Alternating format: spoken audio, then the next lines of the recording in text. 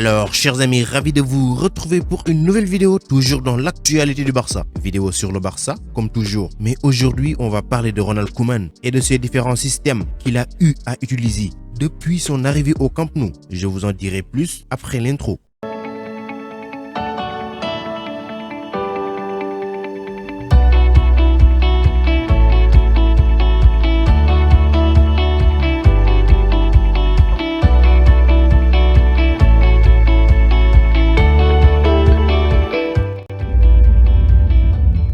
Comme je vous l'ai dit en tout début, l'ancien défenseur buteur du club catalan est arrivé à la tête du Barça en remplacement à un certain Quique Setién le 19 août 2020 dans un contexte très difficile. Le Barça qui venait alors de subir sa plus lourde défaite face au Bayern, 8-2, dans le Final Four de la Ligue des Champions 2020, provoquant des réactions de certains cadres du vestiaire comme Gérard Piqué qui déclara « Nous avons atteint le plafond et si le club doit se séparer de quelques joueurs, je suis prêt à être le premier à quitter ». Alors, beaucoup de choses se sont passées durant la fin de la saison 2019-2020 et le début de la saison 2020-2021. On peut citer les départs de Luis Suarez, Ivan Rakitic, Arturo Vidal et Artur Melo, mais aussi les arrivées de Miralem Pjanic, Pedri González et le retour en prêt de Philippe Coutinho du Bayern Munich. Mais dans tout cela, l'implication des jeunes comme Pedri González, Ansu Fati, Ronald Araujo et de temps en temps Riqui Puig a été très important pour le club. Ronald Koeman est venu avec ses idées en voulant marquer sa patte et ça passe selon lui par un changement de système qui a toujours réussi le Barça, à savoir le 4-3-3, parce qu'avec ce système, il est plus facile de ressortir la balle sans passer par des dégagements, mais aussi ça permet à l'équipe de mettre le pied sur la balle et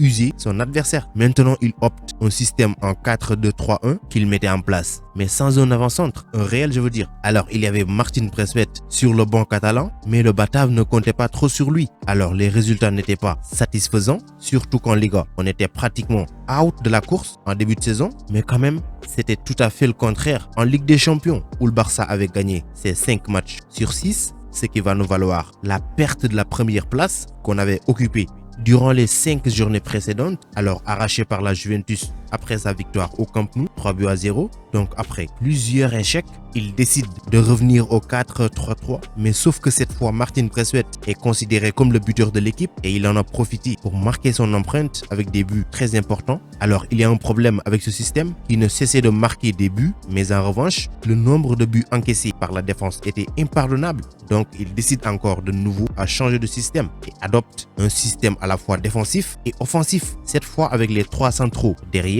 et les 2 latéraux avancés pour former un milieu à 5 permettant à l'équipe de pouvoir jouer à l'intérieur. Et le plus important dans cela est que les latéraux vont jouer le rôle d'ailier. Je vais vous l'expliquer à la fin de la vidéo. Et ceci profite à des joueurs comme Dembélé qui pourront dès lors utiliser leur puissance pédestre et dégager tout ce qui se trouve sur leur passage grâce à leur vitesse. Mais juste avant d'embrasser ce système, le Barça avait réussi un clean sheet. C'était face à Elche, clean sheet qu'il n'avait pas réussi à réaliser avant ce match durant 4 rencontres en encaissant au moins un but. Pire encore, le Barça en 8 matchs, il a encaissé 15 buts, ce qui est catastrophique pour une équipe comme le Barça. Mais c'est quoi le jeu en 3-5-2? Alors le 3-5-2 est une disposition tactique qui densifie la défense centrale et crée le surnombre au milieu de terrain. Le but de ce système est de gagner la fameuse bataille du milieu en augmentant la capacité à récupérer rapidement le ballon loin de son but. Donc les 3 défenseurs peuvent jouer en zone ou avec 2 au marquage individuel et un libéro. Ils doivent être bons de la tête, savoir tacler et aimer les duels, ce à l'image de Oscar Mingueza. Il le fait très bien. Alors, plusieurs variantes sont possibles pour la disposition des 5 milieux de terrain. Si je dis les 5 milieux de terrain, c'est tout simplement les 3 milieux de terrain naturels plus les 2 latéraux. Donc on peut avoir une disposition en 1-2-2 composée d'un récupérateur, de 2 relayeurs et de 2 latéraux. Une disposition en 3-2 composée de 3 récupérateurs et de 2 latéraux. Une disposition en 2-2-1 composée de 2 récupérateurs, 2 latéraux et un meneur de jeu, c'est-à-dire le numéro 10. Mais aussi, selon les déplacements des 2 milieux latéraux, le 3-5-2 se transforme en 5-3-2 avec le repli des deux milieux latéraux ou en 3-3-4 avec une attaque des deux milieux latéraux. Donc les deux attaquants doivent proposer un maximum de solutions devant et éviter de décrocher dans un milieu déjà très dense. Alors lors du match de la 25e journée de Liga, c'était à Séville, le Barça gagne 2-0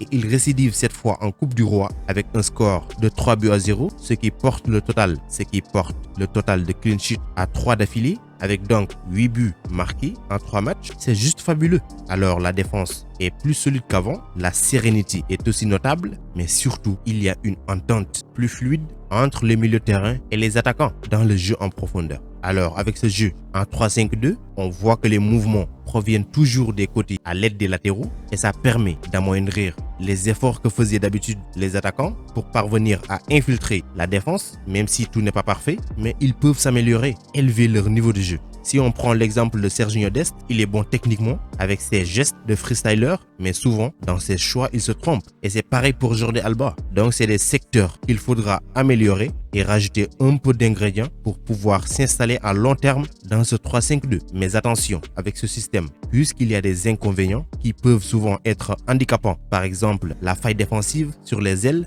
par l'absence de vrais défenseurs latéraux. L'arrière-garde centrale peut avoir des difficultés à coulisser sur les ailes, donc il doit être bon de la tête et décisif dans les duels pour éviter toute surprise. Il y aura d'énormes efforts physiques à fournir par les deux milieux latéraux qui doivent occuper tout le couloir défensivement et offensivement. Et il faut aussi des joueurs d'une très grande qualité, c'est-à-dire endurants, rapides et habiles techniquement. Une diversification des milieux récupérateurs qui doivent prendre la place d'un défenseur central si l'un d'eux coulisse sur le côté pour défendre. Alors, on peut conclure que ce système nécessite une concentration maximale de la première à la 90e minute d'une rencontre. Donc, quant à moi, je vous dis merci d'avoir regardé la vidéo jusqu'à sa fin. Continuez à vous abonner à la chaîne, mais n'oubliez pas d'activer la cloche de notification, ce qui vous permettra de recevoir dès que je publie une vidéo la notif. Vous êtes les meilleurs. Ciao, à bientôt.